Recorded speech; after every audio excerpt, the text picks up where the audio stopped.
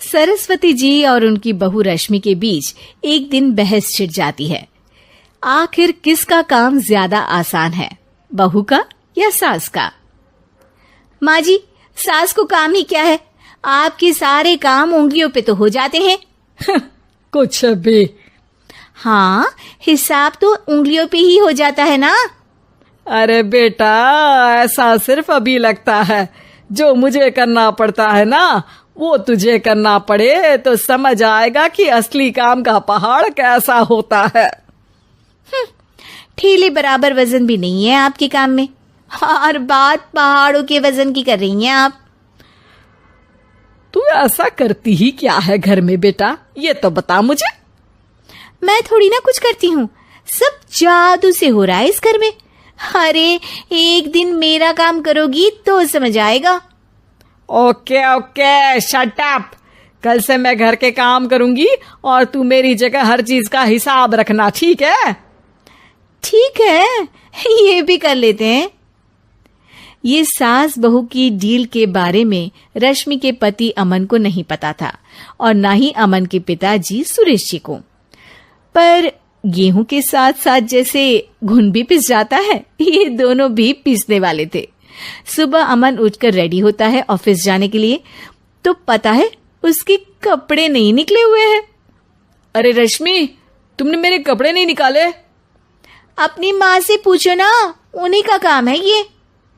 अमन अपनी माँ के पास जाता है। अब मेरे कपड़े आज आप देने वाले हो क्या माँ? हाँ, देना तो मुझे ही चाहिए, पर तेरी बहू ने कपड़े धोने ही नहीं डाले, तो कोई भी धुला हुआ कपड़ा नहीं है बेटा। हैं? ऐसा क्यों? कपड़े तो धोने आप ही देते हो ना माँ? अरे बहू ने तुझे बताया नहीं, अब हम अदल बदल गए हैं। मैं अब बहू और तेरी बीवी सास। अमन परेशान हो गया। वो बिना इस्त्री के कपड़े पहनकर ऑफिस चला गया। सरस्वती जी अपने घुटने के दर्द के कारण झुककर घर साफ नहीं कर पा रही थी और ना ही खाना बनाना याद रख पाई। उधर रश्मि पहले ही दिन घर की चाबी घुमा चुकी थी और 300 रुपए का हिसाब अलग नहीं मिल रहा था। पर दोनों का ही घमंड कैलाश पर्वत से भी बड़ा था और दोनों ही खेमे एक दूसरे की बात मानने को बिल्कुल तैयार नहीं थे। शाम को जब सुरेश जी और अमन खाना खाने बैठते हैं तो सरस्वती जी उनके सामने गाजर और पपीते लाकर रख देती हैं। अरे माँ, ये क्या है? ख्याली पुलाव के साथ सलाद। माँ जी खाना बनाना भूल गई लगता है। अरे एक एक चमन्नी का हिसाब है मेरे पास, खाना बनाना कैसे भूल जाऊंगी? ये तो मैंने पढ़ा था कि फल फ्रूट खाने से सेहत अच्छी रहती है, इसीलिए ये ले, एक फल खा ले।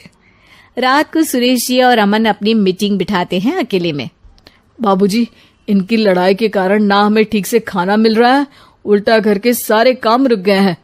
हाँ बेटा, 2 भैंसों की लड़ाई में बेचारे खेत के पौधों का भी नुकसान हो रहा है। पर पापा, क्या बताऊं आपको, मैंने माँ को इस महीने की 2 तारीख को बिजली के बिल के पैसे दिए थे। आज बिल भरने के लिए मांगने गया तो पता चला कि रश्मि उन पैसों से गैस सिलेंडर ले आई। अच्छा, तो सिलेंडर के पैसों का क्या हुआ? अब सिलेंडर के तो कोई पैसे नहीं थे बाबूजी, हमारे घर पर गैस की पाइपलाइन लगी है ना। बेटा, इन दोनों का कुछ करना पड़ेगा, नहीं तो अपने घमंड के चक्कर में पूरा घर बर्बाद कर डालेंगी ये दोनों। अमन और सुरेश जी काफी सोच विचार के बाद एक निष्कर्ष पर पहुंचते हैं। रात ही को दोनों अपनी पत्नियों की अलमारी से नई साड़ी निकालते हैं और सुबह जब रश्मि और सरस्वती जी उठते हैं तो देखते हैं कि दोनों पति साड़ी पहनकर चढ़ाव पर सब्जियां काट रहे हैं। अरे ये सब क्या हो रहा है? क्या हो रहा है मतलब? आप दोनों अदल बदल हो सकते हो तो हम क्यों नहीं? अरे क्या मतलब? नहीं नहीं, मेरी भी बचपन से किसी की बहू बनने की इच्छा थी, तो आज से सरस्वती तुम बड़ी बहू, मैं मिडल बहू और अमन छोटी बहू। अरे लेकिन सब घर पर बैठ जाएंगे तो कमाएगा कौन? ये घर कैसे चलेगा? अब वो तो भैया या बाकी लोग जाने, अब हमने भी अदल बदल कर ही लिया है तो कुछ नहीं हो सकता। रश्मि और सरस्वती जी को समझ में आ जाता है कि उन दोनों की आपस की डील के वजह से इन दोनों को बहुत तकलीफ हो रही है और उनके ईगो ने दूसरों को कितनी यातनाएं दी है।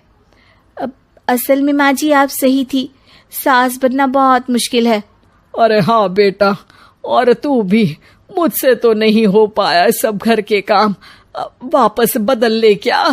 हाँ हाँ बिल्कुल माँ जी, और अब आप दोनों भी बदल लीजिए, कोई आ गया तो आप दोनों को देखकर क्या सोचेगा। अच्छा है, आप दोनों के समझ में ये बात तो आई, मैं फटाक से कपड़े बदल लेता हूँ। अरे रुक जा बेटा, एक फोटो ले लेती हूँ तेरी, मेरी बेटी होती तो तेरे जैसी ही दिखती साड़ी में। और मेरा फोटो नहीं लोगी?